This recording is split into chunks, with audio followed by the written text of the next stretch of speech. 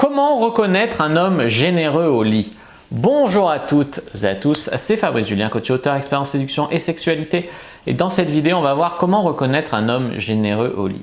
Alors les amis, je fais cette vidéo pour les femmes qui veulent savoir si le mec avec qui elles vont coucher va être un bon coup, mais je fais aussi cette vidéo pour savoir si ce que vous devez communiquer en tant que mec pour qu'une fille ait envie de coucher avec vous parce que vous communiquez que vous êtes un bon coup en fait.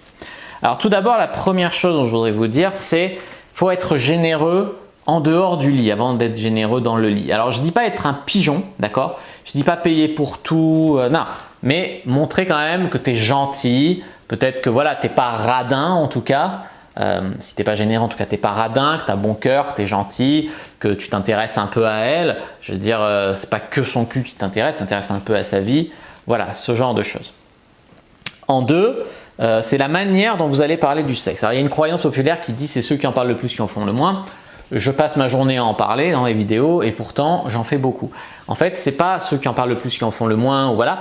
C'est la manière dont on en parle. Il faut en parler sans honte, sans gêne, de manière assumée, quoi. Je parle de sexe, bon, bah, c'est naturel, tu vois. Voilà. Si le mec il a peur de parler de sexe, il a honte, il assume pas, il a des blocages, il a des peurs, je crois qu'au lit ça va être top. Il y a peu de chance, tu vois. Donc voilà, plus en parler avec passion, en assumant ce qu'on dit, etc. Mais par contre, il ne faut pas tomber dans la vantardise parce qu'il y a des mecs qui arrivent en mode « Bon alors, poupée, avec moi tu vas jouer comme jamais, j'ai une queue de 25 cm, ça va être le top. » La meuf, elle s'en fout de ça et c'est pas ça qui va la faire vibrer de ouf, tu vois. Donc, en parler bien, assumer, de manière raisonnable, montrer que tu sais de quoi tu parles. Elle va peut-être te tester. Moi, des fois, il y a des filles qui me testent, qui me disent « Comment tu sais que tu es un bon coup ?» La fille, elle dit peut-être ça ou peut-être elle simulait. Ou voilà. Je te dis bah, parce qu'elle me rappelle toujours. Ou parce que je sais très bien ce que ça fait quand une meuf jouit, elle se met à trembler, il y a le vagin qui se serre sur mes doigts, etc. Tu vois, tu montres ce genre de choses. Ça, tout de suite, la fille, elle fait « Ah ok, lui, c'est vraiment un bon coup. » Tu vois. Donc, je vais coucher avec lui, j'ai envie de coucher avec un bon coup. Tu vois.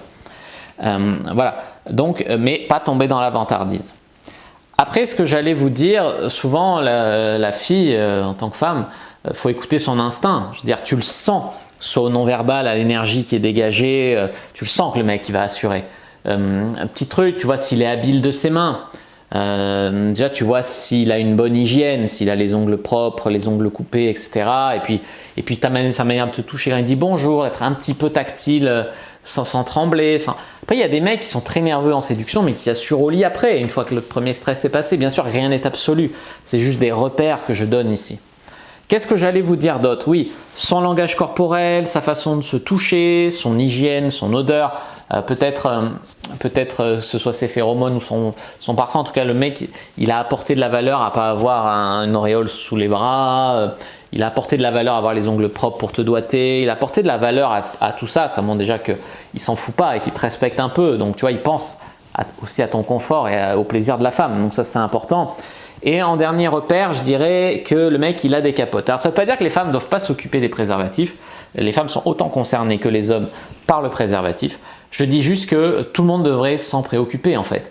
Alors, je ne dis pas qu'on utilisera ceux de l'homme ou ceux de la femme, mais tout le monde devrait en avoir au cas où l'autre n'en a pas. Voilà. Se préoccuper des préservatifs, et ce genre de choses, te demander si tu n'es pas allergique au latex, te demander un petit peu comment tu aimes ça, enfin voilà, il se préoccupe de ton plaisir, de ce que tu aimes, de ce genre de choses, voilà, tout simplement. N'hésitez pas à mettre un like sous la vidéo si elle vous a plu, à commenter. S'il reste des questions, je répondrai avec grand plaisir. Vous abonner à la chaîne, activer la cloche pour ne pas rater les prochaines vidéos.